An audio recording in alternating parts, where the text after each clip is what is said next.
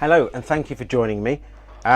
What I'm going to do today is go through an essay for a newsletter that I wrote for EVOS, which is the Evolution of Osteopathy organisation in Belgium. Now this is a sort of preamble for a lecture that we're doing, or conference rather, and I'm lecturing on this conference between the 5th and the 7th of June 2015. We're going to go through the essay. It's only a short essay, but I'm going to enlarge on certain points, which you can write about on Facebook and criticise me, and which would be fantastic. Right, the essay is called How AT Still Did It, in brackets, I think. Since the end of the 19th century, osteopaths have been trying to understand how AT Still was so effective. Their approach was to deconstruct Still's method and break down all aspects of osteopathy. This resulted in a loss of meaning and context and was the wrong direction. Now, Arthur Hildreth wrote a book called The Lengthening Shadow of AT Still, and in that book he said, I do not know what he's doing. Maybe when we know more about neurology and pathology, we'll know more about what Andrew Taylor Still was doing. But of course this is reductionist, so we went in the opposite direction. One of his other students, Carl P. McConnell, also wrote, I don't understand a word he says because he keeps speaking in metaphors.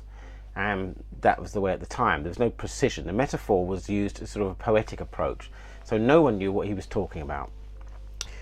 Modern Western philosophy, 1, dismisses personal experience, 2, separates the inquirer from the inquiry, and 3, is dominated by end product thinking.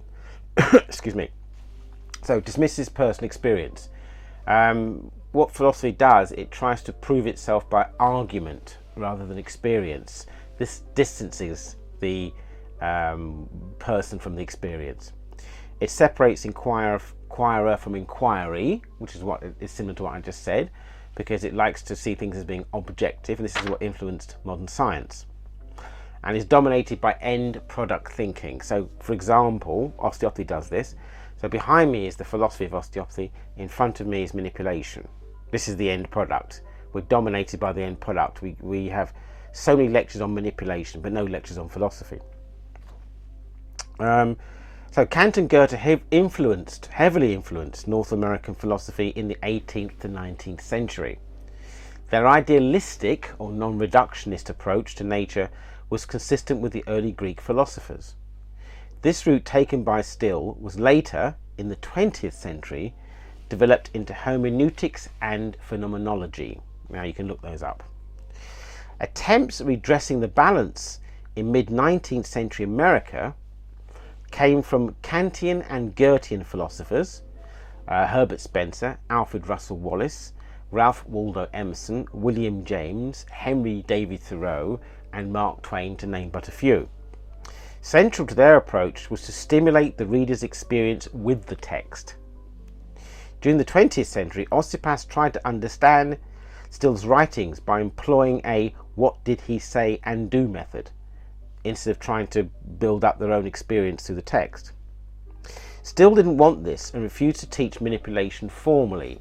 This is another example. This is why I didn't teach manipulation, because it was an end product, not the thinking behind it. The manipulation is the foreground, the philosophy is the background. So somebody's effective in the foreground, you try and copy them, nothing happens because you haven't got the background. He didn't want his students to write things down, which is also interesting. Why? He wanted a sensual, intuitive, rather than a verbal, intellectual or systems theory method, which sort of dominates today.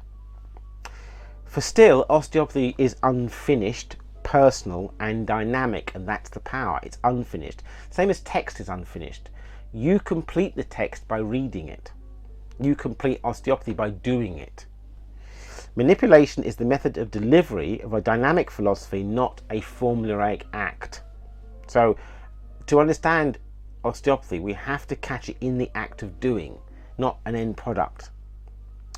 Still was accused of having no theory. In fact, he theory built rather than theory tested.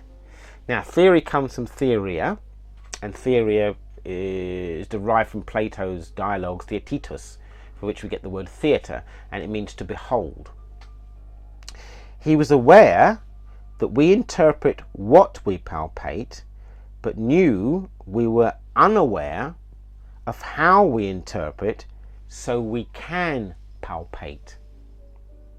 I'll say it once again, even though you can rewind it.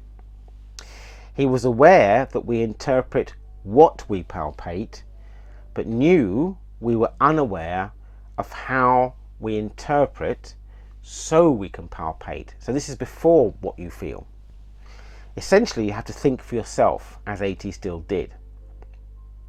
A poor understanding by the osteopathic profession of philosophy and the history of science has led to a neo-osteopathy. Osteopathy is riddled with mereological fallacies, conceptual and category errors, leading to a reproduction of osteopathy as a collection of crania, sacra, fascia, dura, viscera, and manipulation. Now let's just go back to mereological fallacies. A mereological fallacy is the ascription of a part or property to the whole. So for example, cranial bones move. Well, that's a mereological fallacy. Everything moves. So you can't isolate something out of context. The dura moves. Fluid movement through the body. That's just, again, a mereological fallacy. So you're ascribing something to a part in relation to the whole. In fact, without the whole, there is no part. Conceptual category errors. This is the same as saying the colour green likes chocolate. So we tend to do that in osteopathy a lot, where we could say, oh, this part is doing that, or this part is behaving in a certain way. Again, it doesn't make any sense. It's a category error. Further errors arise in the embryological concepts of morphology and metamorphosis. Even as far back as Charlotte Weaver in the cranial concept would still develop with Charlotte Weaver, or he asked Charlotte Weaver to interpret this. She interprets morphology wrongly, and this continued throughout the whole of osteopathy. Osteopaths weren't the only people to do this. Richard Owens did this, the founder of the Natural History Museum. Geoffrey St Hilaire and many other people misinterpreted Goethe's morphology because Goethe coined the term morphology. Osteopaths confuse treating the whole patient with treating the patient as a whole. If with the mereological fallacy, you end up treating the whole patient, not the patient as a whole. This presentation, which I'm going to be giving, traces the roots and development of history of osteopathy. The roots and development of history, philosophy, principles and practice that is consistent with 19th century thinking.